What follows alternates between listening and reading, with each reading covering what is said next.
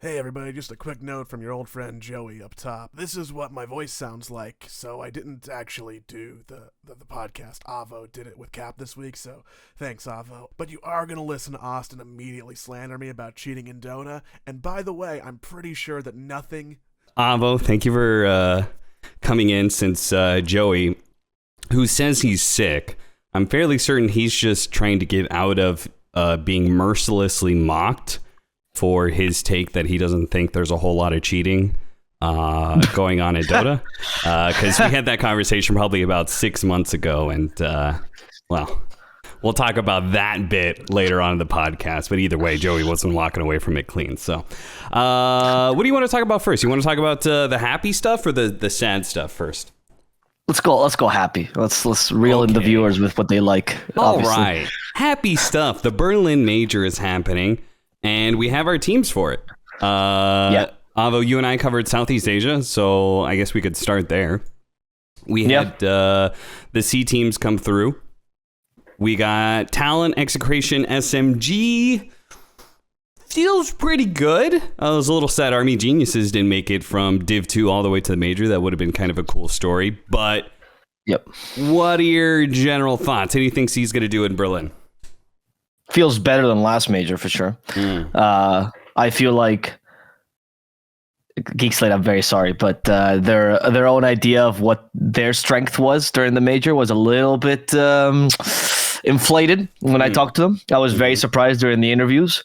They also little tidbit, little leak here. They kicked the only person that told me that they weren't that strong. Raji was the only one in the interview who goes, guys, I don't think we're that good. And everyone's like, we're going to win this major. It's so easy. It's not even, it's on. So I think this time you actually get the top three teams to see, probably. I think Talent and SMG were the top three before, and Lima as well, at least in terms of potential. I think Talent now becomes a good team. SMG becomes the super high ceiling, super low floor. And Execration, I don't know, man. I love these guys. I think the players are really good, but I've seen zero improvement on their issues. So I don't know if they're just going to have another 1-1 group stage again because they don't have any consistency yet. Yeah, it does. It is a little. It is hard to believe in them to go far in Berlin. Like, I feel like both SMG and Talon, of course, Talon already proved it, sure, but I could see a world where both of them do pretty well at Berlin. I could at least see that. Execration, I feel like, I don't know, something about it, I just don't really believe in them yet, especially since they lost March, right? Yeah. That was probably a bigger reason that I believed in them at all for Lima. Yeah, because I thought March was like fixing a lot of the issues that these players who are relatively newer, haven't had this level of competitive experience. I just, this Execration was the same Execration that we saw in Any Major, right? Or not same, but similar. A lot of the similar players. And it was the same issue. In Any Major, wow, this team can 1-1 against the best teams. Oh, but they can't 2-0 anyone for their life because they don't have that kind of consistency. I think Tino is a great addition to the squad as an offlaner. I think he's probably the talent to look out for because I think the guy kind of makes or breaks the team. Yep. But I feel like if they don't find a consistency, I don't know how they're ever going to do. I think Carlos also better. I think Carlos is particularly, or BDZ or whatever he calls himself. He's really, really good. I think this guy has the right mentality, but I don't think he has the authority over his teammates that a coach does give you. And that's an issue that a captain usually has in C. What about, so SMG, we both agreed that they can go far. Why? I think this team has I mean, this is the idea. Whenever we talk about like Div 2 teams, and like the ones that look good, right? Yeah. Not that they are Div 2, but teams that are not tier 1. This is the kind of team that you want. Not Talon, actually, ironically. Talon, I don't actually think is that much of a they can make the best performance in the world and they win the major. I actually think Talon is middle of the pack until they find their style. But SMG is like, they have their own style of Dota. They don't give a shit what anyone else says. They really, really fit their style sometimes in games that it doesn't seem like it should, and they adapt to it very well, which I'm very surprised by. Something that is a good sign, because if you understand your style truly, then you will adapt in games where it's clearly not very good. So their leadership, captainship, like all their strategy tactics are actually very solid. I actually think their biggest issues are more individual skill, personally. I don't think they're the most skilled players in C. I actually think a lot of other teams have more skilled carries and mids than SMG. Yeah, I would probably agree with that. I would say that from like the 3-4 position is probably where they shine the most in mid one and Afu. I like the fact that you said they don't give a shit about what other people think, because I was looking at that roster and I was like, well, when you're Moon and especially mid one, you probably need to not care about what other people think, because other people don't think very nice things about you. Yeah, they're very independent. I mean, the interview with Mid One was surprisingly eye-opening. I mean, if you guys get to watch that in the CDPC first season, I think that was a really good interview. And Mid One, what surprised me was that he had a very clear idea of what he wanted to play even before he started doing it in the season. You know, like he actually knew what he wanted to do, and he kept telling me the team's not ready yet, but we'll get there. I was like, okay, sure. Okay. He was also the only person that after an interview has graded my interviewing skills, which I thought is the kind of thing of a captain, right? What did he give you? He loved it. He was actually very happy. Okay. But he was like, I did interviews with XYZ people. They were bad because they did this wrong. You did it all right. I was like, oh, okay, Midwood. All right. I didn't need this, but thank you for the grading. I appreciate it. I mean, I think I don't know who he interviewed with, but I'm going to say I think it maybe helped the fact that you flew to him. So I feel like there was significant more prep that went into your interview than I imagine 99% of esports interviews, period. Yes. I do think that happens to be the case. I also think that I give less of a shit because over time I became a little bit like Slacks, right? Where you ask anything and mid one goes says something like really fucked you. You go, oh, tell me about that fucked up thing, please. Talk about it more. But it was a good interview. And I like, I think this team has a lot of potential. Maybe not this major, maybe next major. But this major, they could do a really good well or do really badly. It's kind of up to Lady Luck here. All right, I'm just going to go through the Wikipedia list. After Southeast Asia is North America, which good old TSM Shopify Rebellion 1 and 2. No surprise there. I'm not really expecting anything different, I think, out of these squads. I mean, North America offers no challenge, so why would anything change for them, you know? Like from an outsider's perspective. Maybe TSM does. I think Shopify is the talent, right? Where like you're not gonna win, but you're kind of stuck in your top 3, maybe top 6. They could bomb out though if they have a particularly bad emotional tournament. Someone screams at crit what Blink Dagger does, and from the crowd, and he just crumbles on stage. I believe in TSM a little bit more. I think this team is actually more potential people give it credit for. I think they're like a better execration, I would say. Sure. I think they have a pretty high ceiling. Everything that I've seen from Kasani and Ari, I feel like those guys are really good additions. I feel kind of middling about Whitemon. I think he's good. That's just kind of not like exceptional, but I think he fits into a top tier team. No problem. Bryle, sometimes hit or miss, but when he's on, he's good. And Tomato, I think, is an excellent carry. So yeah, I think you kind of got the recipe of like consistently good players and potentially high peak value players, you know? Agreed. Yeah. All right. Yeah. South America, your home region. Right, yeah, because I'm obviously Peruvian. Yeah, you're the Spain of Peru. This is just a running joke, by the way, for any of the audience. I'm not sure if we touched on this, but everyone seems to think that Avo is from South America because he speaks Spanish. Because there's no other countries in the world that speaks Spanish. A lot of messages about how I'm a home girl for South America. People insult me. They go, I know that's not your home region, but I'm like, my home region is Western Europe, you piece of shit. Anyway. All right, so talk about your home region. The home region. I do know South America pretty well. I think it's going to be, this region is just going to get more and more extreme on both sides. I feel like EG is just going to get better and better over time. Yeah. I think they had, I think this team still has a lot of issues with pressure. The Pakaz and Panda are still relatively new, and Chris Luck helps that a lot, and that's why they're going further, but they still have issues with like, in that right moment, they don't really get the right play. You know, they're very stuck on their ways. It takes them a while usually to get going in each tournament. That's something that happened in Lima. If you watch the group stages, you go, why are they losing in the beginning? Why are they winning afterwards? They changed their draft literally completely because they thought, oh, we're drafting poorly. Let's change. And that's actually what they said. They had a speech. I was like, guys, do you want to keep losing and drafting what we like, or do you want to win? And everyone's like, I guess we want to win. And then that changed. Okay. So their ceiling is super high. I think this team is incredibly good. I would say easily top 4 in every major, but they just need to get over that rut. And I think they'll eventually get to it. I don't know if Berlin is going to be the case, but it'll come. Yeah, where did they Beast place? Coast, I They don't know. got 5th, 6th, and they Yeah, lost 5th, to Shopify, Shopify. right? Yeah. Yeah. Yeah, it's not That bad. was a close They took match a as game well. off of Shopify. Yeah, that was a pretty close one. I thought that was a good game.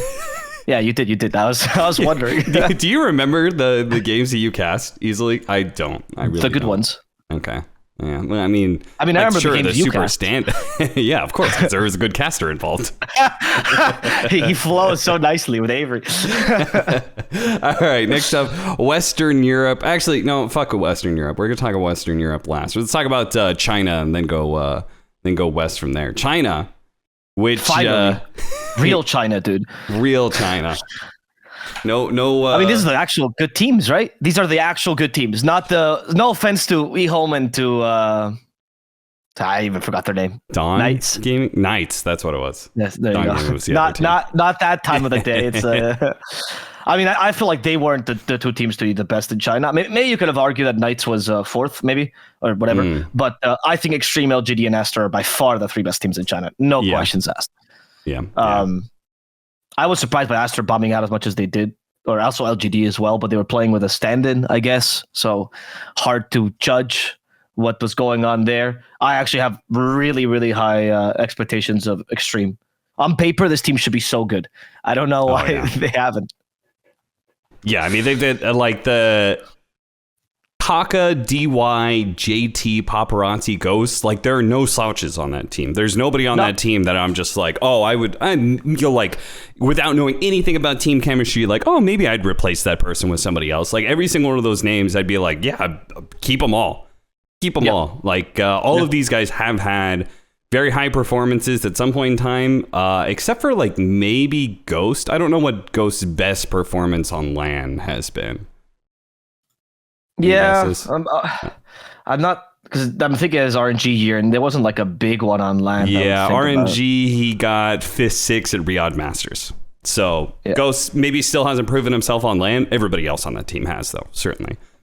Yeah. So, and I think also it's not about results sometimes. Like, I think when you watch Ghost's match against Entity and TI11, right, you don't go, this guy's a bad carry. Like, he was actually one of the more consistent parts of the team, and one of the things that was kind of carrying them towards it. So I feel like this team is very solid, should be solid. Once again, they have performance issues sometimes, but I wonder if that's going to go away against European teams, because Chinese teams usually get a buff against internationals. So I'm hoping Extreme goes the mile. I think LGD might actually flop again. We'll see. I don't have the most confidence in this team. Yeah, what was that recent little bit that came out? Nothing to say is like burden god or something like that. Yeah, he has the burden of having to carry the team. Yeah, he feels a little bit like that. I see their point. I think Planet's very good out of the new hires. I feel like Zeal is much more Southeast Asian in the way that he plays than Chinese, even though he's been in a couple of Chinese teams. Like, he's very much I will carry from the off lane. He plays so many Zoo heroes, it's his specialty. So don't know how that fits into LGD, frankly. I don't know what Xiaobao will tell him. No, you can't carry. You're off laner now. It cracks the whip. But not much faith in this team as much as I think Aster and Extreme until maybe the third major, and then they become good. And it seemed like you had no faith in IG. That was the one team you didn't list, right? IG, I'm a little bit I think PYW is one of the best supports ever. I think this guy is absolutely incredible. When I watched him remember that Vici, which was him with Old 11, and what was the other support? I'm looking it up. It was... DY, yeah. Him, DY, Old 11. Yeah. Would literally carry. They could honestly put any carry on any mid laner. Most of the time, the carry mid laner would not do a good job. Shout out Poyo. And all of a sudden, Old 11 is the real carry. They pick him Lycan. PYW and DY are only making farm and space for Old 11. Yeah. You're like, what is happening? Does this team only have 3 players? And that made me respect PYW a lot, because I think he carried hard a lot of those games. Yeah, that support duo is like part of the reason that I think that duo is part of the reason why we hold individually both of them to such high esteem, right? Same like when we were talking about Extreme Gaming DY, I remember he was like, yeah, his support duo was crazy good. And so, yeah. But then cores, you don't seem to believe in as much. I mean, I'm not sure about Emo, right? Because he used to be a mid laner. I mean, I've seen him this season and he looked good as a carry, I guess. I wouldn't say he's at his height as a mid laner when he won. What was that major he won against EG? Was it Annie Major? No, the question mark major. That's Singapore? I think that's Singapore. I don't remember. I'll be honest. Yeah, Singapore Major. Okay, yeah. When he won, remember that, right? Like that was the height to me of emo, like the emo invoker, the stormers, the embers. He would just carry. Yeah. If he would be like, this guy's made 60 new builds that everyone's copying, guys. Look at emo. You know, I remember those comments. I value these guys highly individually. I don't know if in a team they work as well. This new generation of Chinese players, I know for a fact that at least in interviews when I talk to them and stuff, they were much more, let's say, individualistic than team oriented, which is usually what's worked for Chinese teams. Individuals have not gone very far, particularly in this region, I'd say, at least in the past like 4 years. Yeah. So question mark on Invictus, but I don't grade them super highly. Okay, but like three teams coming out of China that all should be feared. Maybe the downfall of China is not here just yet, even with all the not at the top level. Right? Yeah, not at the top level. Yeah. And I feel like that'll be the general trend for all of the regions when we talk about that. But we got Eastern Europe next. Hellraiser's Team Spirit bet boom. So maybe there's a third Eastern European team that is a major contender. Hellraiser's topping out the board was not what I expected, right? I think everybody would have had Team Spirit or bet boom 1 and 2. Yeah. So I didn't watch them at all. I just saw the results and I was like, oh, Hellraisers, that's another upset. Oh, they did it again. Oh, they did it against the top 2 teams, and now everything else is easy. Like, I wasn't sure how to feel about that. They look very good. My boy Gareth was casting, so obviously I watched. I'm mute, but I watched. And Hellraisers, I thought they looked very good. I mean, Ramses is still a top tier carry. The question that I've heard from all the Eastern European experts is they always say, there's only one person that can control Ramses, and it's Solo, right? It's like some sort of one ring prophecy. I mean, it looks good. Solo, I've always valued very highly. I think this guy has a good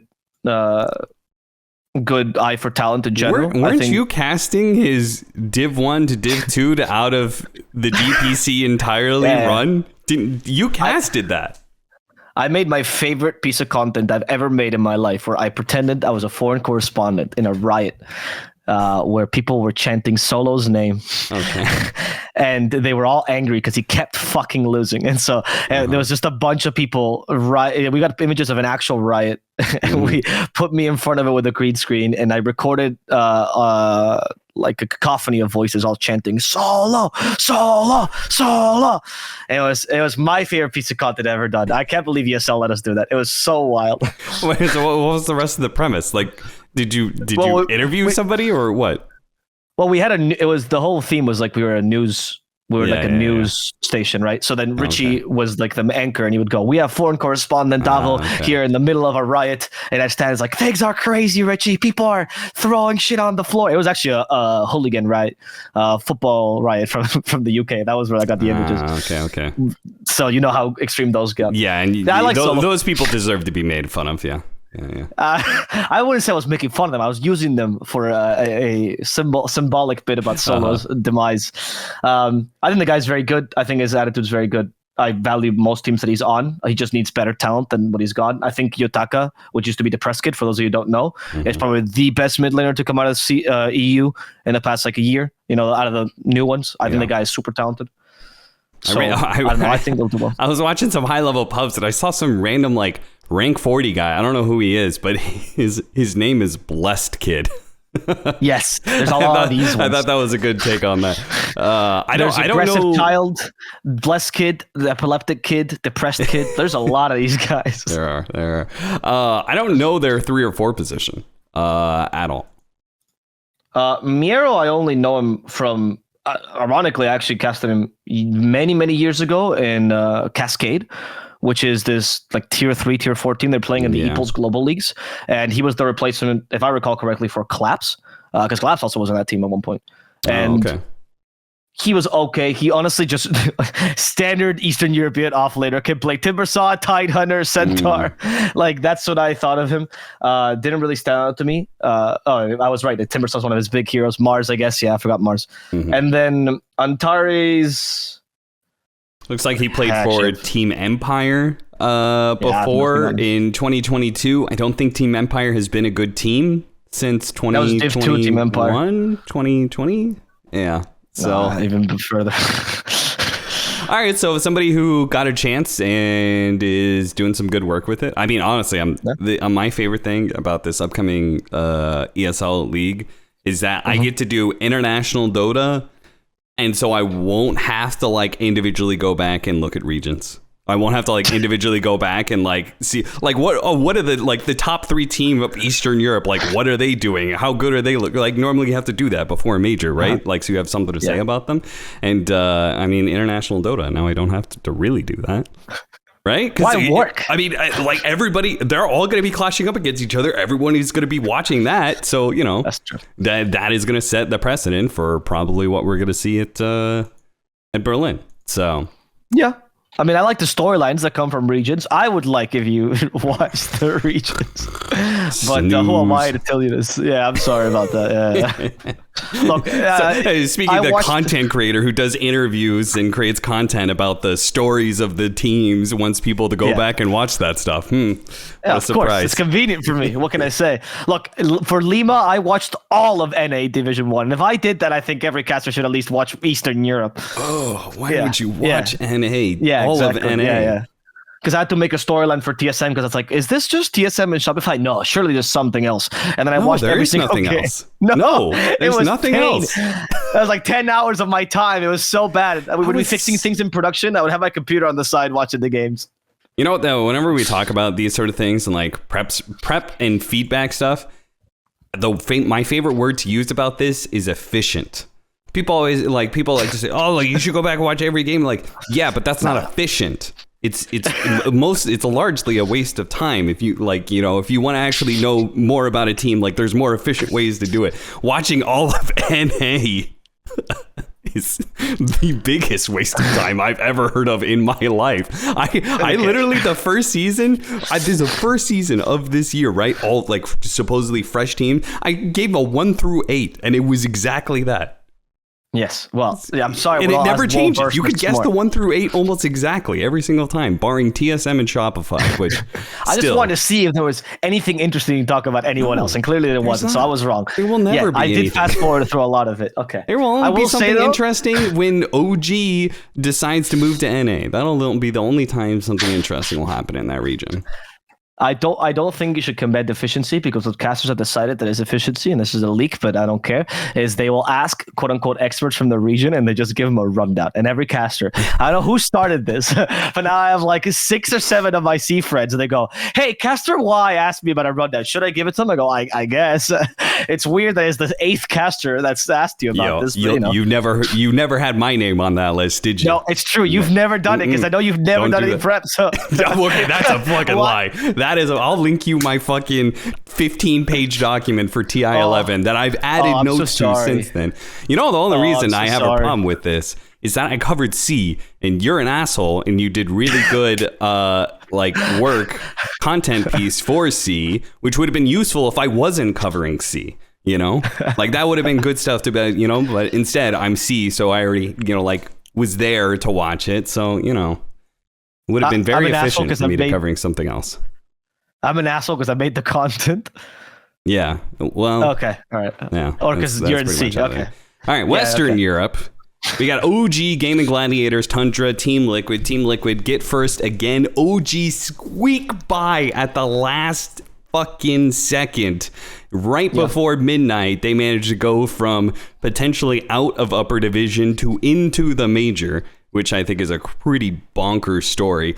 I also think it's not terribly good for any region to have 50% of their teams go to the DPC.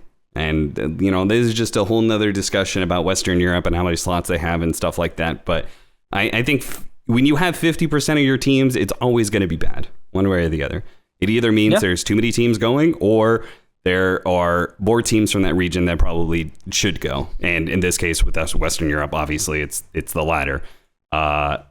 When you can have a score of 3 and 4 and be going to the major, I feel like that's probably not a good sign. But hopefully some DPC format change happens next year. I don't know if it's necessarily the latter, unless you literally add slots. Because when I look at the Western European teams that got dropped, right? Like, yeah, I can think of maybe two. Well, okay, China definitely is the big glaring one, right? Because of the situation right now. Yeah. But besides them, I can't really think of anyone where I'd be like, yeah, for sure, Execration is worse than Entity every day of the week. Well, not really. I mean, they're more inconsistent, but they're not necessarily worse, right?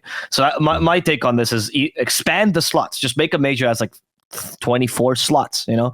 TLs don't make money anyway. What's more money lost? It doesn't matter. I think that's the call. But yeah, I agree. These teams are probably the strongest. You know how we get out of this money pit? We put more money into it. It floats us up to the top, of course. Yes. Well, you know, if Roosevelt did that to float up America after the black market crash, I think we can do it to float Dota back True, up. Yeah. true. That's as many social programs as possible for Dota. DPC, that's what we need.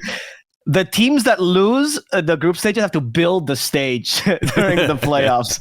That would help us a lot, actually. Finally make some Dota players do some manual labor for the first time in their lives ever. All right. I think... Yeah. I mean, what do you actually grade them that way? Because I actually think it's probably. I mean, I think Liquid probably top it. Maybe Gaming Gladiators is next to them, and then I don't think OG is actually that high compared to other regions. I think they're probably maybe they can be a group stage elimination to me, personally. I don't know. I feel like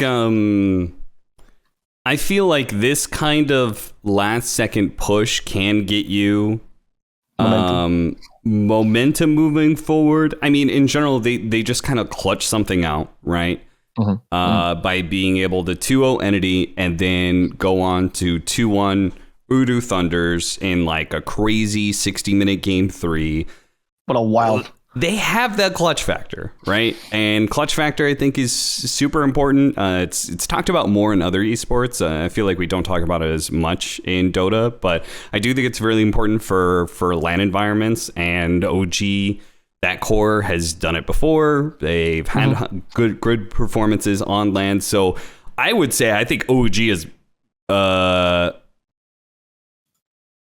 think they have the potential to still do as good as Liquid, Tundra, and Gaming Gladiators. Maybe just not the consistency just yet. But again, there's a whole league that are they involved in? I actually don't know the teams involved on that yet. But you can.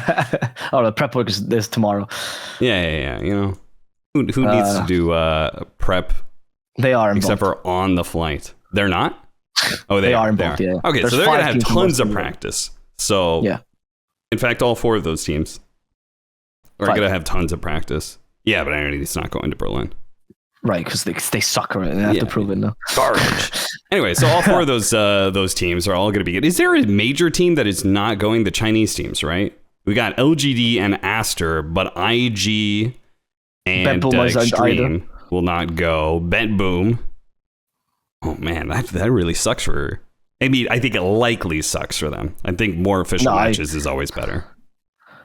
You don't think so? I don't know. That team is it's a whole black hole of of things.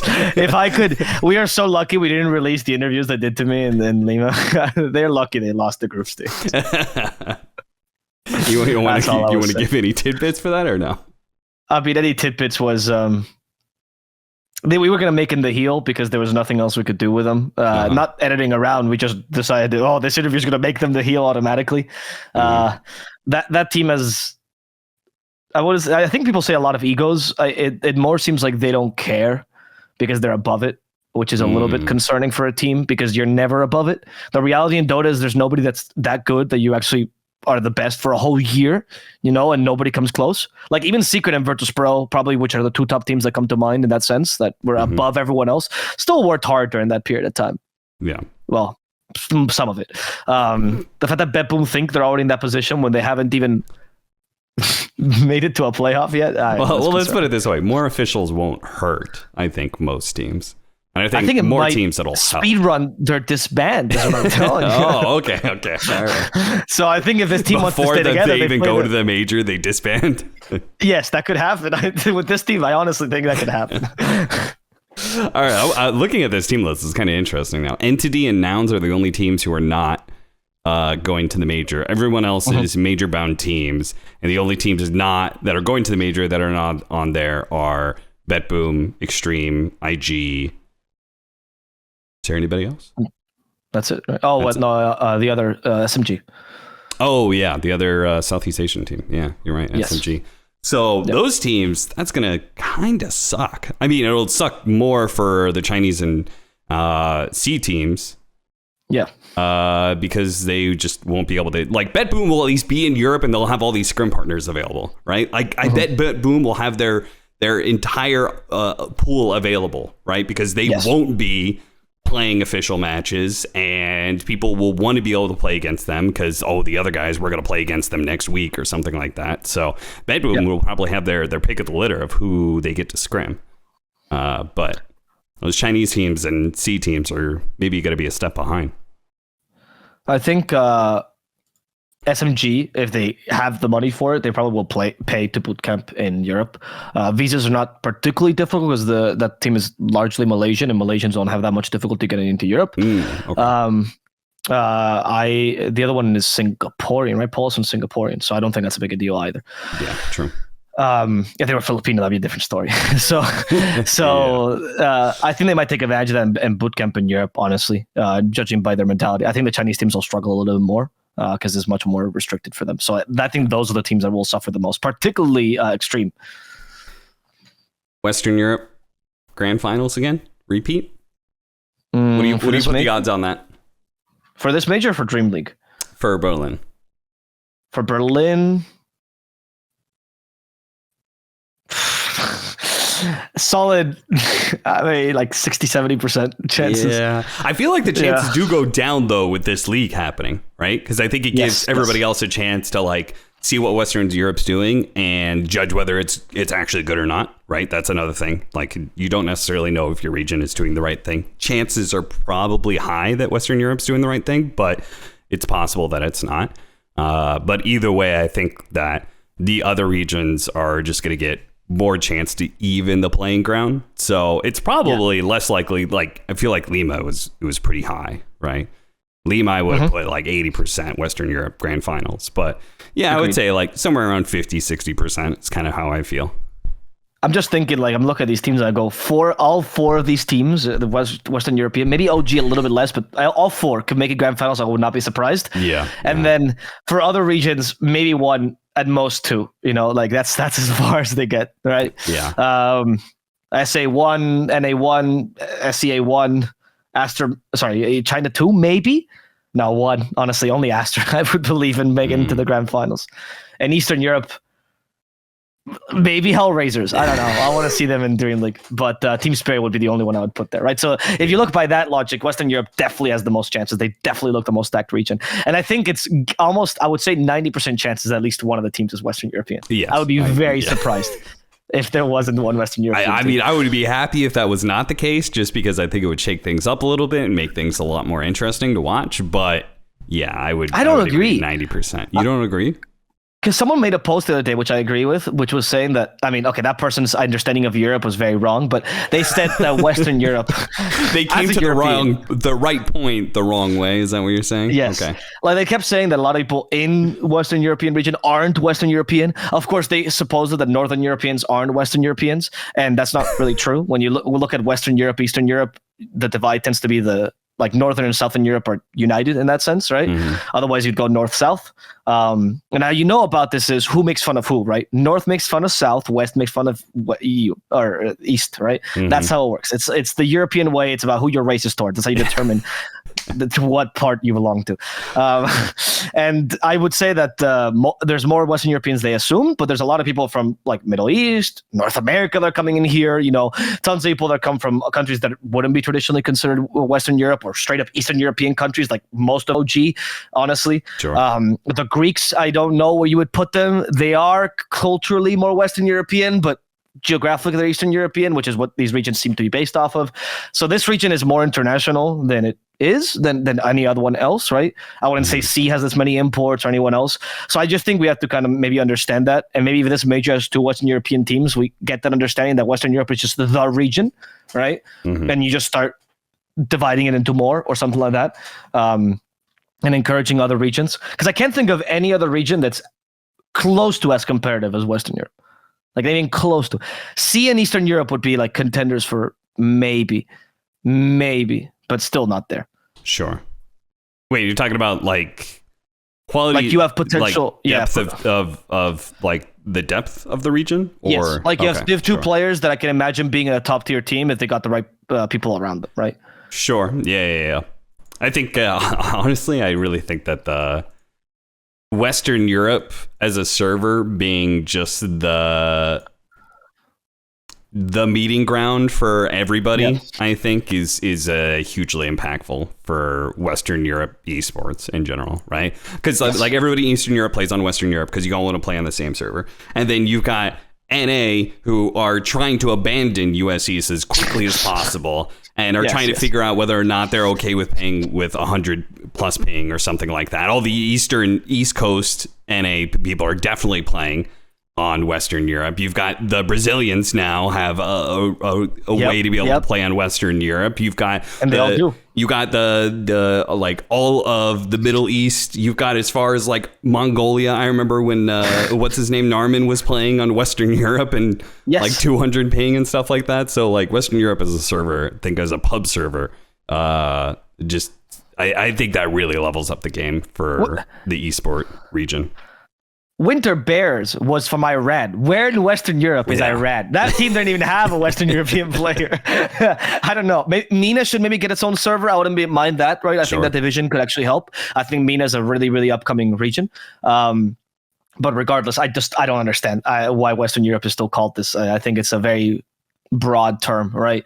So I wouldn't mind if there was some revisiting of that region in general.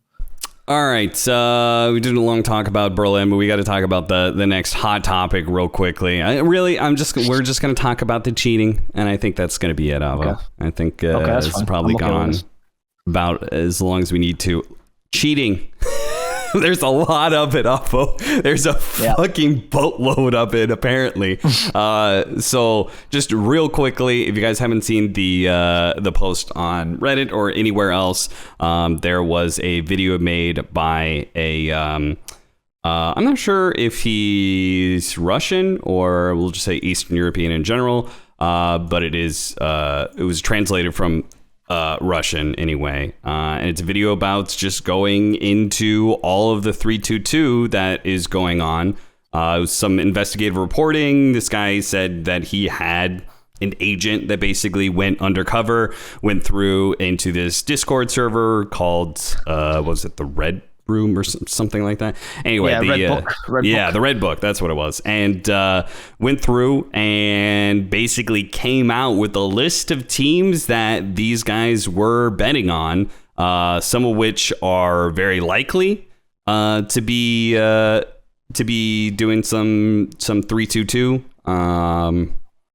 some of which, I mean, a lot of this is like can be argued as circumstantial. I will be surprised if a majority of these names are banned, but I would expect at least 2 to be banned. But we'll just kind of see what Valve says. But in particular, I think one of the more interesting things was the network that seemed to exist that was international in that regard, right? This guy is in Russia talking to the same group that exists within Southeast Asia, and they've got the bookies in China, and he would bet on 3 different sites or 4 different sites all in these different regions in order to get these payouts. I thought it was a pretty comprehensive report, as much as you could ask from like sort of a somewhat amateur position. And again, something that you can't really like, it's probably not something that you're going to be able to get the hardest evidence for, right? Yep. I think this whole situation is so difficult because, like you said, you can't get the hardest evidence, but this deals with people's lives, right? Like if you ban someone for life, they're like, especially if they're, I mean, if they're 20 or so and they're playing for 1 year or whatever, I mean, not whatever, but stucks, but not that big a deal. But if they're 26 and they're playing competitive for a while and they just happen to be in the wrong Div 2 stack and all of a sudden they're banned for life, like that sucks. It happened to an NA team a while back. I forgot, one that was playing in Div 2 and where some of them were falsely accused because their teammates were doing it, right? what I've heard, or the rumors I've heard nearby to this, is the fact that now Valve is doing a more comprehensive investigation, and that's why we're starting to see roll out the 3-year, 2-year, 1-year bans, right? Which is not just for cheating, but also for degrees of involvement in 322, which I think is pretty good. Right. We had the whole account sharing ban that swept through. We had a general blog post by Valve that, cheaters are not welcome or whatever, which I at the time said that I felt like that was like a warning of like, hey, like we're cleaning up a little bit, and like all you guys who are doing this shit, like you got to know we're coming for you. And apparently some of these guys did not clean up their trail well enough. I was surprised by the amount of cheaters there was, if I'm honest with you. I thought 322 was common-ish, right? Not in the official leagues, but like in other tournaments. I mean, that's a well-known thing. It's actually something that ruined casting for me, to be honest, because I loved casting tier 2, tier 3 tournaments of upcoming players, and now you cast them and you never know if they're actually 322ing or not. Yeah. If you don't have someone to vouch for them, and when they make mistakes, right? When I became more, I guess, well into the scene, I learned a lot of information about a lot of teams that did 322 in the past, and I go, oh, I cast them and them and them, and holy shit, I casted only 322 for like 2 years. That's my life. Anyway, it really ruins your thing. So you learn a lot about this. There's a lot of third-party leagues that are only for these things. I was surprised with cheating. My understanding is, what I've been told, is that a lot of people cheat because that guarantees results, or it's closer to guaranteeing results. So it helps if you cheat, because that way you can 322 more efficiently, because you can like boost your odds, and then you lose them by losing on purpose. But I've also heard of people that cheat just to win, as in like they want to go further, and I cannot imagine how dumb they are. I mean, it's the stupidest thing I ever heard in my life. Why would you cheat? If you're not good enough, you won't make it in the major. They're gonna check. If you want to cheat to inflate your odds by beating a good team, cheating against them, and then that way when you face up against the next team, you'll be able to get like better return on whatever 322 you do, then that makes sense. But like just cheating just to straight up see if you can get as high up in the Dota scene as possible, like that's just not gonna work. It's so stupid. It's so stupid. I don't know why these people were doing this. Same with account sharing, right? It's all part of the same idea where like all of 322 is not actually to make that much money. It's mostly money laundering. That's what they do it. It's been known in sports forever. It's not exclusive to esports.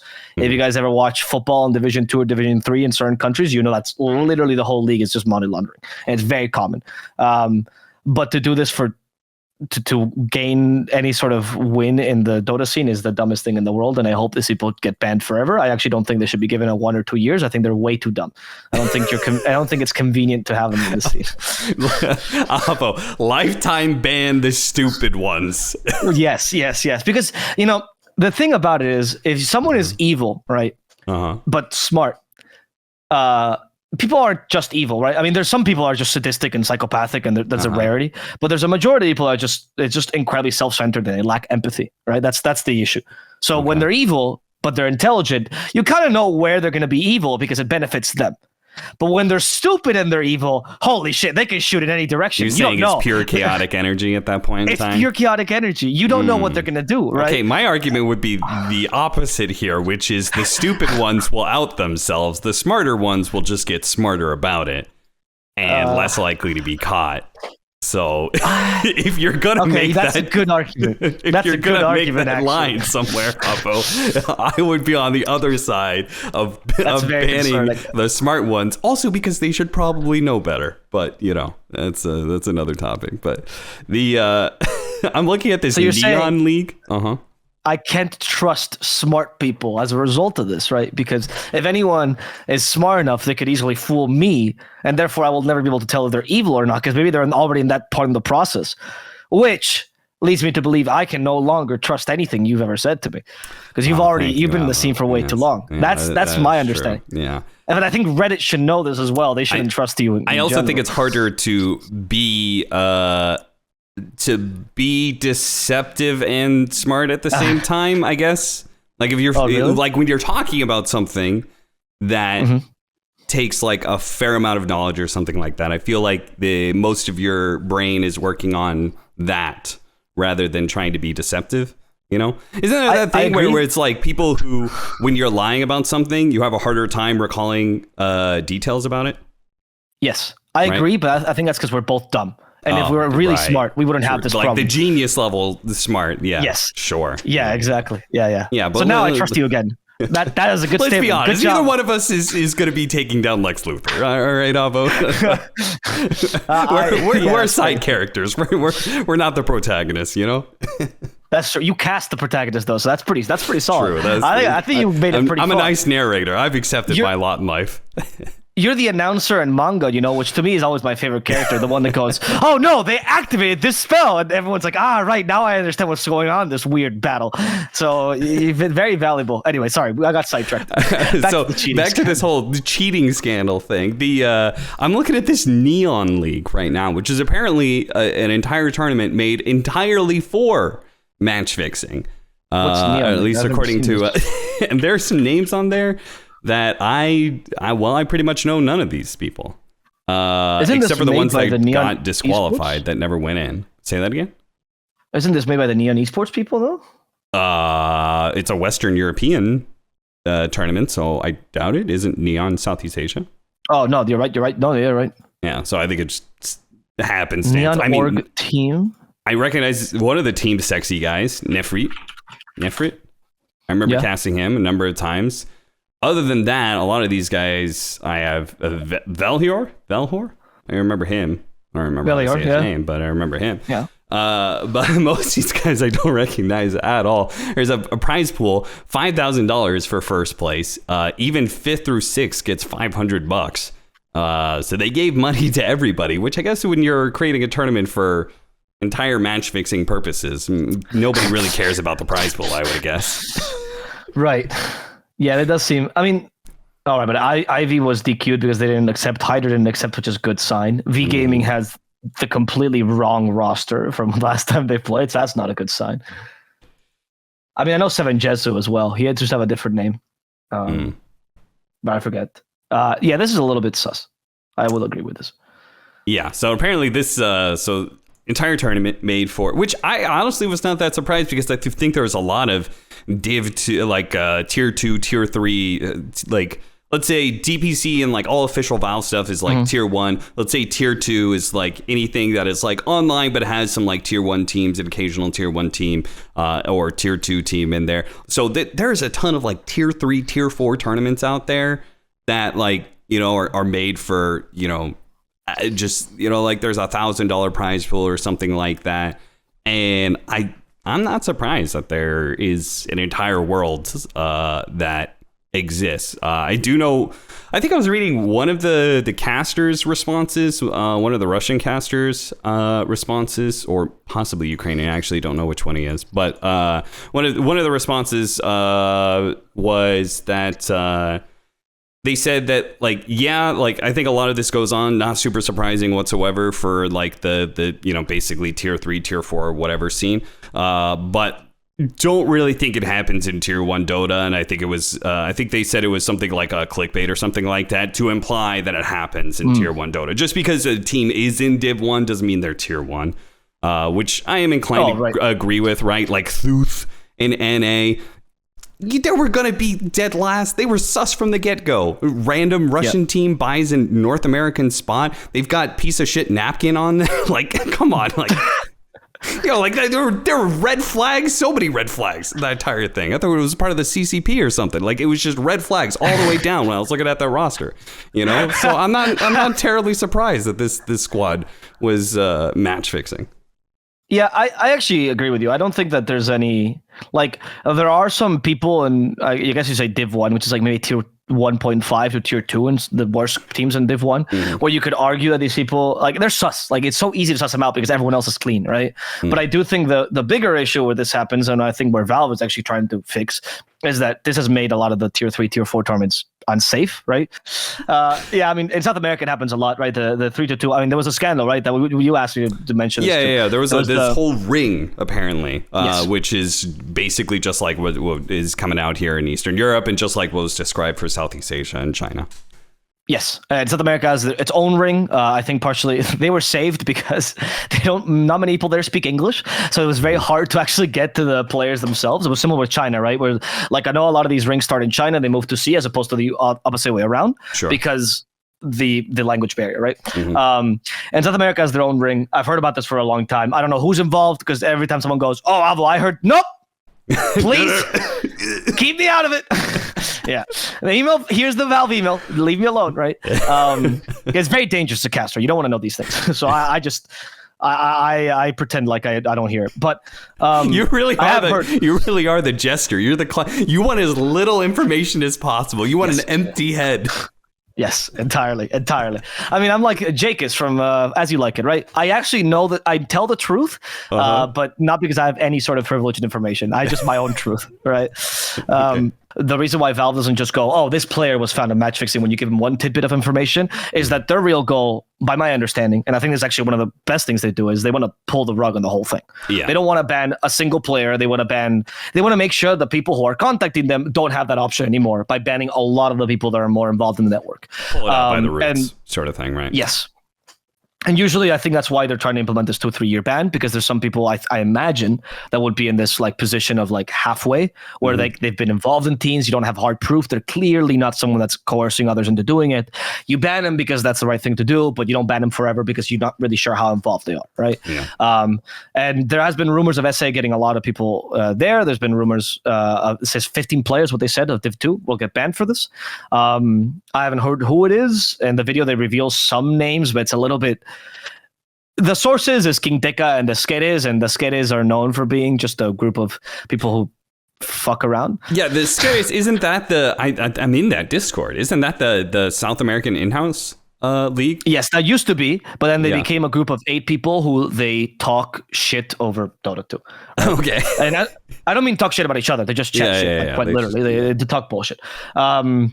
It's like, imagine a Gork stream, but more unhinged. That's what it is. Like when like majors get casted, right, he invites a bunch of pro players, like they're all ex-pros or involved with the scene, but and there's a lot of stories about them. I won't get into this. He is retired, he gives even less of a shit, and he just goes off the rails. And yes, until stories that would not be legal most places, but apparently they are there.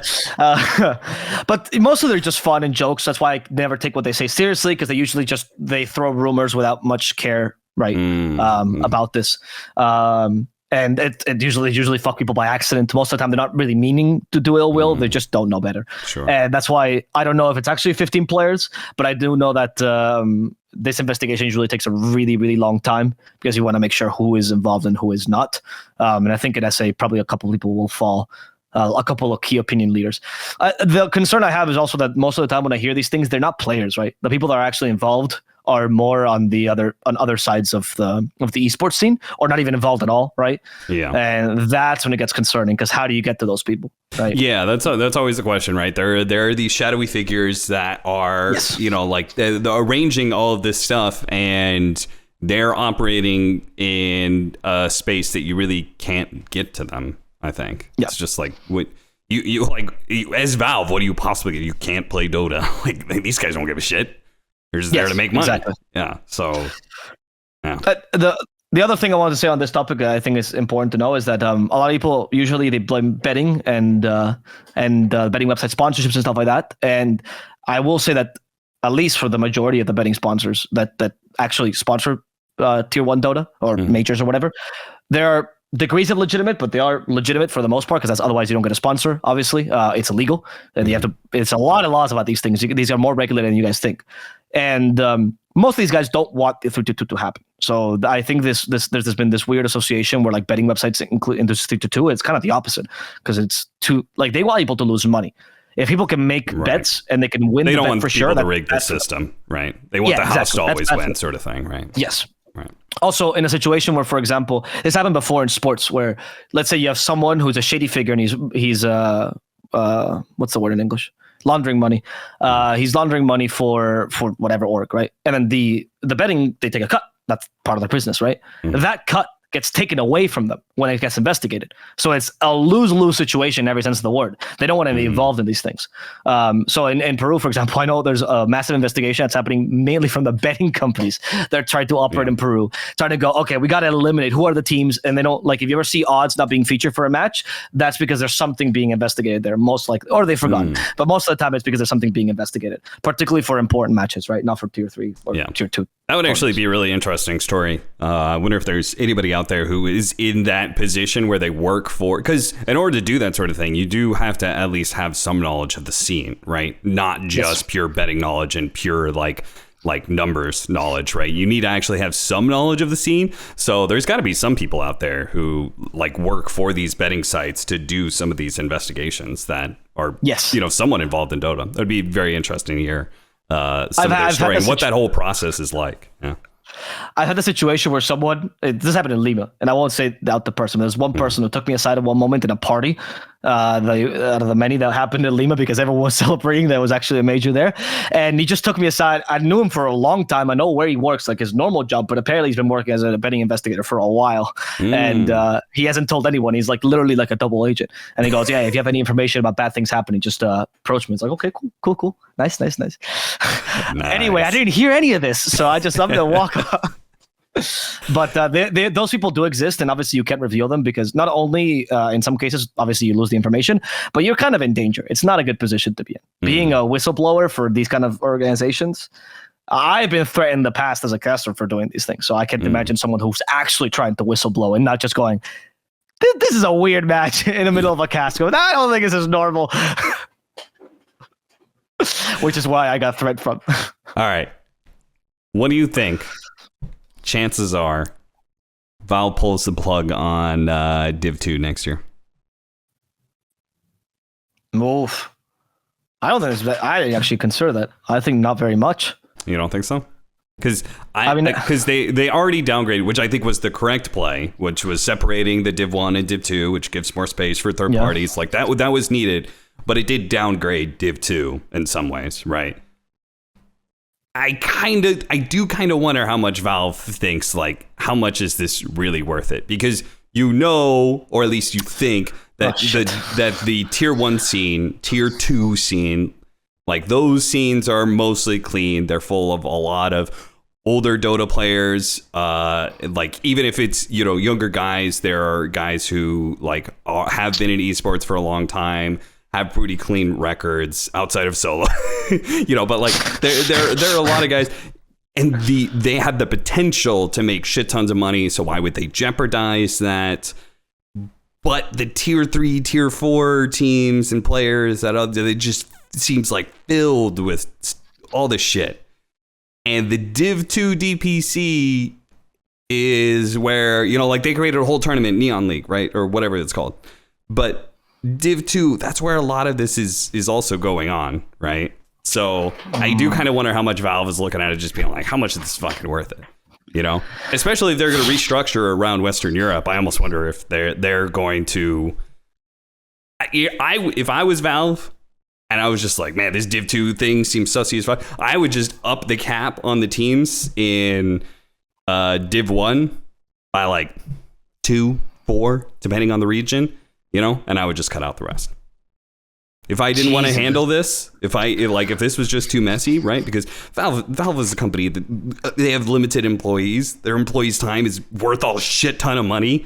How much time do you want to be spending doing all these sort of investigations, And that's the thing that worries me about this, because obviously the DPC is important, and it's one of the ways you help prevent, I think, match fixing, is giving these guys like actual salaries to like real concrete money that you're going to be able to get that can help sustain you and actually keep food on the table. I think it's a real concern. You killed me with that. I hadn't considered that, but that's you say it becomes very plausible. Yeah, that's a real concern. Yeah.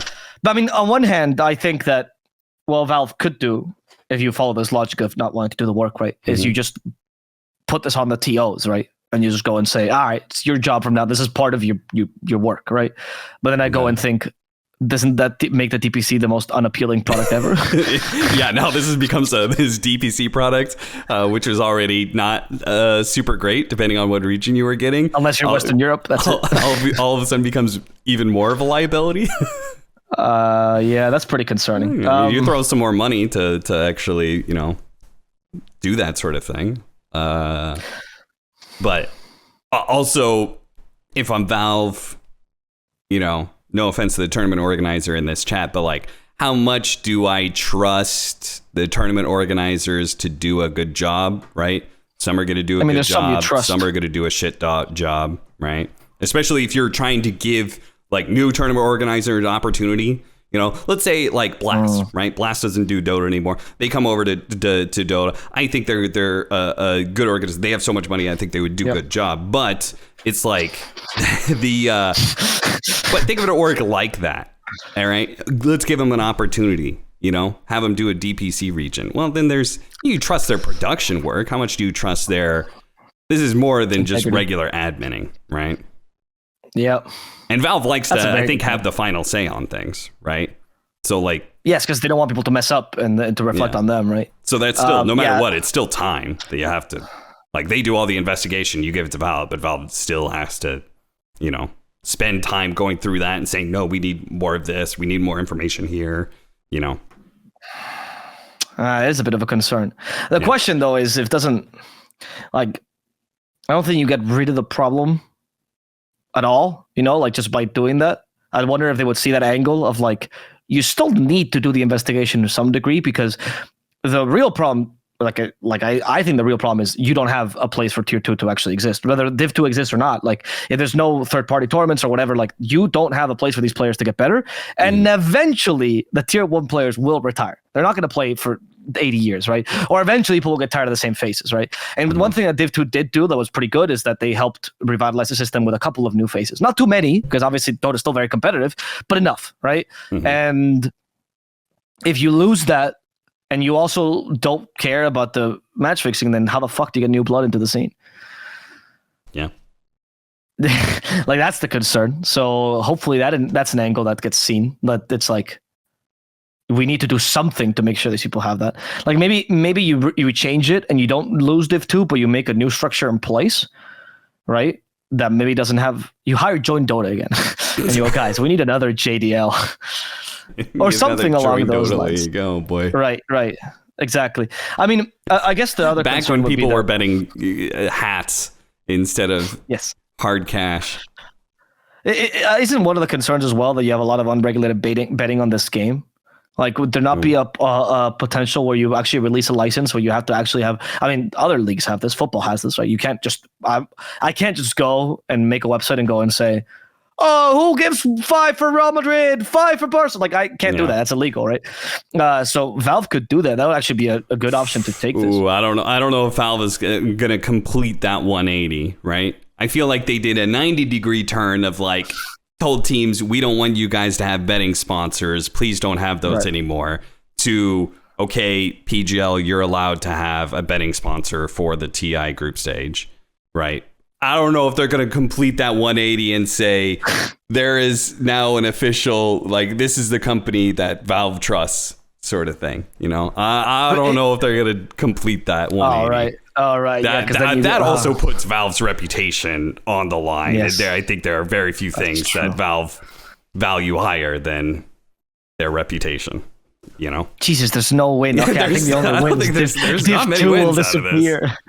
Oh, I mean, you're right about that. I mean, I think you have to do. Look, I think there's some betting part when you have a license as a bettor. I mean, I hate to come out swinging for the betting companies, but if you have a license that's in, like Spain or the UK, for example, you know how difficult it is to cheat these markets. They cheat in things like marketing, for example, for sure. But you think these people are doing any sort of shady business? Not at all. You know, like the Bet365 of the world and the people that offer the league, the Betways, whatever. Like those licenses are super well regulated. I would trust those people more with my money than I would trust most of my friends because they're getting like maybe the government better friends, Abo. No, I just betting companies are my no. Those are my true friends. True friends is Betway. Look, I'm not a betting man myself. I never understood that, and I think there's a lot of issues with that. But I don't think you can just kind of ignore the problem and let it go. I think it's going to go away, right? I think you got to keep doing these blanket bans. I mean, I guess the constant struggle of who at Valve cares enough about Dota to make these problems their own problems and work on this, and how many people are just willing to just kind of like, because I think one or two things happens, right? Valve even becomes more involved because they're okay, this is a cesspool and we got to clean it out, you know, drain the swamp, or Valve kind of goes, okay, let's just push this away from us, this whole Dota esports thing. We got some other stuff coming out the pipeline. Let's just focus on that. And let's let PGL and ESL just take it away from here. Imagine what a beautiful swamp you'd have if you trained the cesspool. Just say, what a beautiful, cleaned ass frogs everywhere. There's dragonflies. Those things are hyper cute or whatever. Like, just please trade the swamp. There needs to be a place for these tier 2 players to exist, and betting is not going anywhere. Or blanket ban betting for anything that's not Div 1. Like, that's also a thing that you could do. Who benefits from those things? Literally, it's just gambling addicts and money laundering. I can't imagine there's many good things. I know that viewership comes from gambling addicts, but I don't think that's a good thing. Maybe partly tournament organizers that are doing some of these tournaments, 50 to... I mean, what would you say? What would you say the percentage, if you somehow manage to actually just take all betting out of the equation for some of these, let's just say lower division, let's just say Div 2, what percentage of viewership is there because they're betting on the match? 80%. I was going to say 50 to 80%. I feel like you cut that out, and all of a sudden 50 to 80% of your viewership maybe just goes away for these like tier 2, 3 teams matching up against each other. Oh, we're so fucked, Captain. It's just the despair podcast. God damn, you're so right. I don't find a solution for this. All this in the middle of a esports recession, esports bubble pop, whatever it's called. Yeah, we're doing something. Yeah, that's okay, because Dota was never... There was no bubble for Dota, because Dota never existed in that position anyway, so we're good. Yeah, Dota was never selling slots for millions of dollars. We were only selling slots for $20,000. Yeah, this is reasonable. Yeah, it's like you go to sponsors now and you go, and they're like, "Oh yeah, esports sucks now." They go, "Yeah, but you want to bet on Dota?" No, I didn't want to before. I don't want to now. Like that's the solution. Okay, cool. Yeah, nice. I don't think we're affected very much by the esports recession. I do think betting is keeping us afloat, very unfortunately. I mean, I think one of the craziest things was out of that. I think the Thuth team. Yes, I think it said they bought the slot in NA for 20,000. I think that's not right. No, Jack said 1,000. What, 1,000? Yeah, Jack in the comments said something along the lines of 1,000, if I recall correctly. I don't know if I misread him. No, that's definitely not right. But I don't think that 20,000 is not wrong. Like I think it's around that area. Yeah, that's what the slots go for. Yeah, which. If you've ever looked at the prize pool of Div 1, that is as much as the prize pool is. The prize pool is 22,000 if you get 8th place. So that's why Lil Gun. Hello? Anyone had questions? Yeah, that's why. So there is not that much more value in those slots somehow outside of the $22,000 prize pool that is guaranteed. Let's say it's 30,000. Let's say a slot is worth 30,000, right? $8,000 essentially for a slot. That's the ecosystem that we've built. This esports ecosystem where a slot is worth $8,000, where Overwatch League was selling their slots for millions. Yes. There's some sort of disconnect going on there. There's no way that slot is so undervalued that it's only worth $8,000. Just like there was no way those Overwatch League slots were worth more than $100,000. Yeah, but they bought it their league, so that's not surprising, to be honest. You can fool a lot of people with that. Here's my sell cap. Here's what the ultimate plan to save Dota. You allow gambling for now because there's no other way. People are gonna die of hunger otherwise, but you allow it for now, right? There's no people are gonna die of hunger. Okay. Yes. Mainly TOs. It's not players. It's mostly TOs. Okay. But you make a 5-year plan and you organize tournaments with TOs and everything years in advance, right? Mm-hmm. I know it's a pipe dream, but I'm just going to dream for a second. Allow me to have some positivity. Right? Okay, you're saying Valve is going to make this 5-year plan. Yeah, you make a 5-year plan where you sign it. I mean, you don't have to make the plan yourself. Valve could just go, do whatever you want for the next 5 years. Wait, Avo, do you know where TI is this year? That hasn't been announced, Ohio. right? Yeah. Ohio. No. That's what I heard. Oh, okay. Yeah, that's the one. Sorry, yeah. I'm just making sure that this is the same company you want a 5-year plan from. Go ahead. Okay, just 5-year plan. Okay, you don't have to make it public. You just have to make it B2B plan. Okay. Sure. Cool. And you make. Okay, fine. You know what? I'll settle for 2 years. 2 years is fine. 2 years on the road is okay. You don't have to do 5. I'm already. Then you start selling to brands and go tell them Dota people are degenerates. It's the only viewership on Twitch that doesn't watch anything else. Yes, in Valorant, you can sponsor VCT or you can sponsor influencer. You make 10 times more with influencers. But in Dota, you don't have any influencers. And it's literally an audience you won't get anywhere else because we're sick in the head. It also is, for the most part, middle upper class, which is pretty decent, as most esports are. Sell to marketing brands that aren't gambling for the next 2 years while you sustain on them and you take the lifeblood on them, right? And then ban gambling for Div 2 teams. Well, they already have their plans. Their hot sauce and their whatever the fuck wants to sponsor Dota. I'll take anything. I will sell anything. Please. You make shelves, I will sell your shelves. You make small jars for me to make pickles in, I will sell those pickling jars. No. And then Dota is saved. All you need to start with is a little bit more planning. More than 4 months, 2 years. Yeah. And you're already there. I think it's gonna work. I think if we all believe, it is like the Tinkerbell, right? If we all believe in it, it comes true.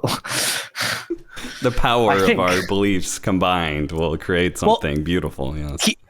Here's how fucking off the rails I'm gonna go. So the reality, right, is a tangible thing, but the whole idea of a DPC system, it's intersubjective. The system doesn't actually physically exist, right? It only exists because we all will it to exist, much like a company or a country, right?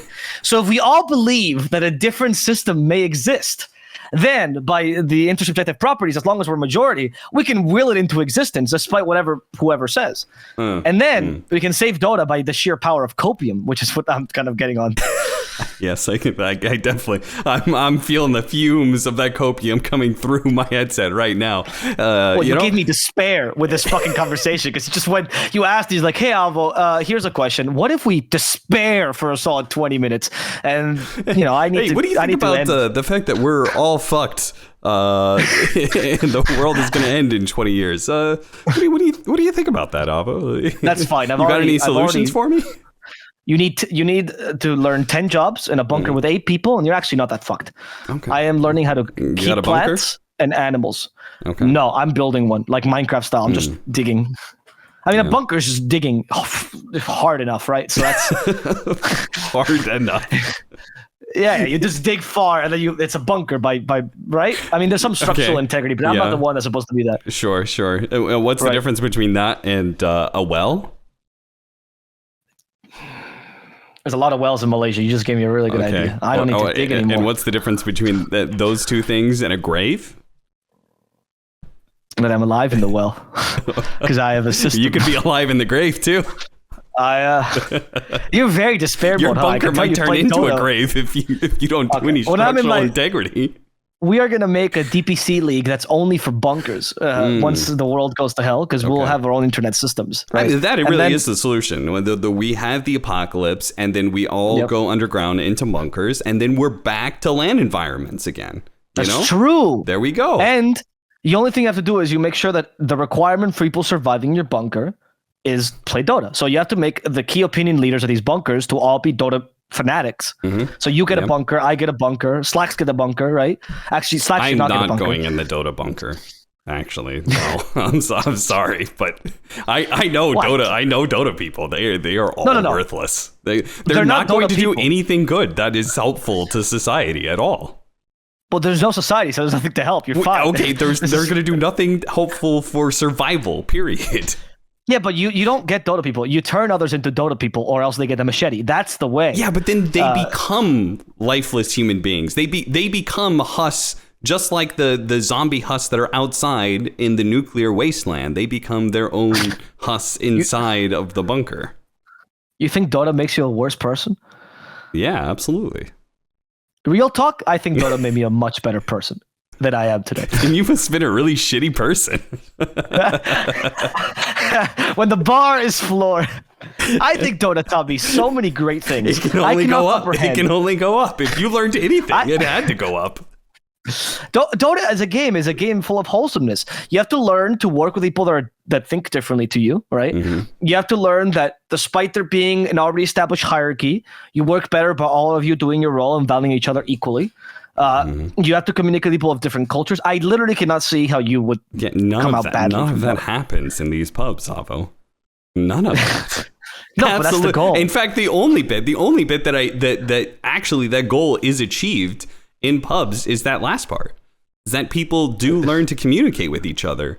So they can flame each other. Positive. So they can call each other heinous, most obnoxious, just awful slurs you've ever heard in your life. They learn specifically that's the worst things to call you so they can call it to you in your own language. Is this why your name on Steam right now is Therapy is better than Dota? Yeah, my current in-game name is Therapy greater than Dota because I had a pub where I told somebody that they should be going to therapy instead of playing Dota right now. I think those people exist, but I think Dota should make you a better person. It's just that it's like if you give a dumb person a book and they don't know how to read it, they're not going to do anything with it, right? So if you give an evil person Dota, it's not going to make them better. But if you're already inclined to becoming a better person, I think you can become a better person through Dota. Yeah, in fact, some of the best people who are attracted to Dota are not inclined to being better people. That's true. That's the problem with it. That's right. Like sometimes we've tricked the occasional person, like super nice and wholesome, like Ake, right? He was super nice and wholesome. I guess I don't know very much about him really, but every interaction when I've seen with him, super nice, wholesome. S4 was another one that I've only had pleasant interactions with. Those people somehow must have got tricked. They fell into Dota on accident and got addicted. But for the most part. But the real audience of Dota, I think, is the Averys, which is people that look really mean and act really mean on the outside, but are truly centers of kindness and goodness, right? I believe Avery's moral compass over mine, right? Despite the fact that outwardly he seems like an abuser. So I think that's what Dota is really about. It's people that act tough but are truly good people. All right, that's another good headline for the podcast. Avo thinks Avery looks like an abuser. No, acts like one. Thank you. No. Thank you for that. No, acts, not looks. I think his face is beautiful. I love his face. I think it's more his attitude towards me, specifically towards me. Well, maybe that's your own fault. Look at you. That is enabling, quite literally. You two, the same, cut from the same cloth, honestly. This is me gaslighting. Avo, you deserve this. Sound just like my dad. All right, Avo, I had a lot of fun with you. Thank you for coming onto the podcast and replacing Joey, who is probably sweating right now because this podcast was so good. And you all are going to listen to it. And much like Avo's delusional idea of willing things into existence, you're all going to will this podcast into being the best esports podcast that exists. And that may very well happen when all of esports dies in 2 years. And this is the only thing that's left. But thank you. Listen, we say things. That's your biggest competition.